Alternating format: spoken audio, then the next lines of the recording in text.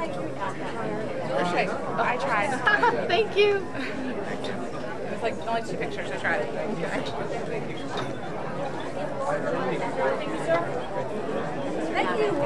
Great bookstore. I'll be back. I wrote this book really as a tribute to the American dream through the story of my parents. For my parents and my grandfather, the American dream was the ability to leave us better off than themselves. And I think I wrote it primarily to pay tribute to the American dream, and also as a reminder to me, and hopefully to those who read it, that that's what we're fighting to preserve, that we remain a country where anyone from anywhere can accomplish anything. And so that's why we wrote it, and I hope people will enjoy it. Senator, a lot of folks here tonight, they're hoping that you might get the vice presidential nod. Does the V word figure in your vocabulary right now? You know, I made a decision a couple months ago not to talk about that anymore, primarily out of respect for Governor Romney and the process he's going through. And I think the last thing he needs is people who are being speculated about in the media commenting on it. What I can tell you for sure is that Governor Romney has made good decisions his entire life, and he'll make good decisions on this process again. I'm confident of that 100%. What does Romney need to do to win the presidency? Well, I think to continue to do what he's doing, which is reminding people that not only are they not better off than they were 4 years ago, but that things can be better, that there's no reason why the American economy can't grow the way we're used to it growing, that there's no reason why we need to accept 8% unemployment as a permanent fixture, that there's nothing wrong with America that the American people can't fix, if only they had a government that was cooperative. Senator, can you expound on the employment numbers that came out today? Well, unfortunately, our economy, you're not going to get that number down unless our economy grows fast.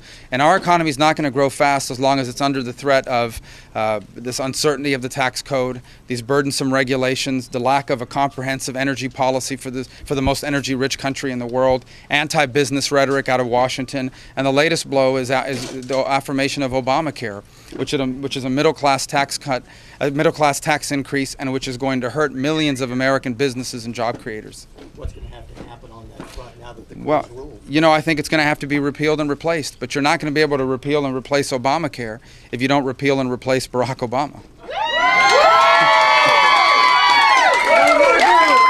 So talking about replacement, what would the bill look like? Well, first of all, no, there's no reason why every American shouldn't be able to buy health insurance from any company in any state in the country that will sell it to them. There's no reason why they shouldn't be taxed on it the way their employer is not taxed when they buy it for them.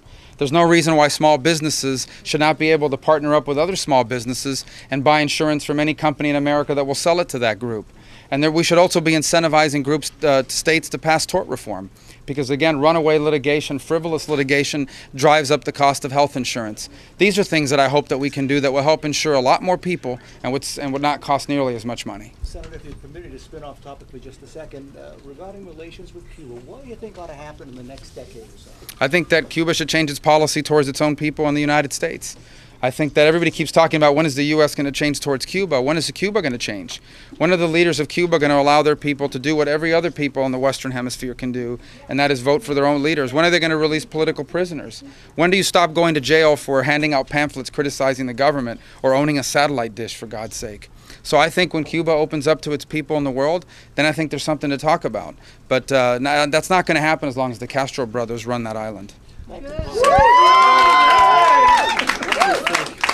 your story will help affirm what's good and important about the American dream? You know, my dad was a bartender and my mom was a maid. In almost every other country in the world, the son of a bartender grows up to be a bartender. In America, the son of a bartender and a maid can be anything he wants to be if he's willing to work hard and has a good idea and has the talent to succeed. And we may take that for granted, but I assure you that in most places around the world, that's still very hard to do. There's a reason why in other countries the same families and the same companies keep winning generation after generation. In America, anyone from anywhere can accomplish anything. You don't have to walk but 5 inches in this room, much less in this state or in this country, to run into somebody that just 10 years ago was an employee and now is employer, that used to be a worker and is now an owner. We shouldn't take that for granted. That's special, that's unique, and it's worth maintaining and fighting for. Senator, as you know, we have one of the largest populations of migrant workers here in North Carolina of any state in the country. What would you say particularly to the North Carolina voters who are on the fence in this very important swing state about how you think immigration policy should be structured? You talk about a very specific issue. We definitely need a guest worker program in this country that works. And there's no reason why we shouldn't have one. And we should fix that. And the reason why it's not being fixed is because it's getting pulled into politics. The fact of the matter is that people want to use immigration as a political talking point, not find a solution on it. The other truth is that the United States of America is the most generous country in the world on immigration. 1 million people a year come here legally and permanently every single year. Millions of others are waiting to come here legally, and we have to honor them as well, while our hearts should be sympathetic and compassionate to those who find themselves here undocumented, especially young people, that it's not their fault. But it's a balance. We have to honor our heritage as a nation of immigrants, but we also have to honor our heritage as a nation of laws. We can't be the only country in the world that doesn't follow its immigration laws. Our current immigration laws are broken. One of the things that's broken about it is that we don't have a ag worker program or a temporary worker program that functions well. And if we did, we'd have a lot less illegal immigration. Senator, why are guest workers okay for the U.S. now, but when your family came, they were welcomed without having a guest worker program? Well, my family came, my parents came in 1956 through the existing process. They applied at the U.S. intersection. They came to the United States. They decided to come as permanent residents. 1 million people still do that right now, legally, every single year. No other country even comes close. 1 million people every year immigrate to the U.S. permanently and legally. And I think that's good for America. So, there are millions of people waiting to do that right now. And we can't tell them come illegally because it's cheaper and quicker. On the other hand, we do have a need for temporary workers. And if you talk to temporary workers, they will tell you they would love to return back to their home country, but they're afraid to because they don't know how they're going to get back in again next year.